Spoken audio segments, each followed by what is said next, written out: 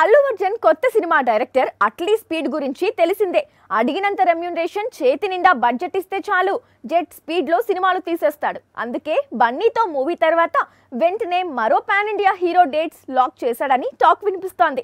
అదే నిజమైతే మాత్రం రాఖీ బాయ్ ఫ్యాన్స్ కు బిగ్ సర్ప్రైజ్ అన్నట్టే లెక్క. KGF 2 తర్వాత ప్రస్తుతం యష్ చేతిలో 2 చిత్రాలున్నాయి. ఒకటి టాక్సిక్ మూవీ, మరొకటి రామాయణం. ఇవి రెండు రానున్న 2 ఏళ్లలో ప్రేక్షకుల ముందుకి రానున్నాయి. వీటి తర్వాత చేయాల్సిన ప్రాజెక్ట్ ను మాత్రం రాఖీ బాయ్ అప్పుడే ఫైనల్ చేసినట్లు సమాచారం. ప్రస్తుతం అల్లు అర్జున్ తో మూవీని తెరకెక్కిస్తున్నాడు అట్లీ. దాదాపు 700 కోట్ల బడ్జెట్ తో సైన్స్ ఫిక్షన్ ను హాలీవుడ్ లెవెల్లో తెరకెక్కిస్తున్నాడని ప్రచారం సాగుతోంది. 2027లో ఈ సినిమా రిలీజ్ కానుంది.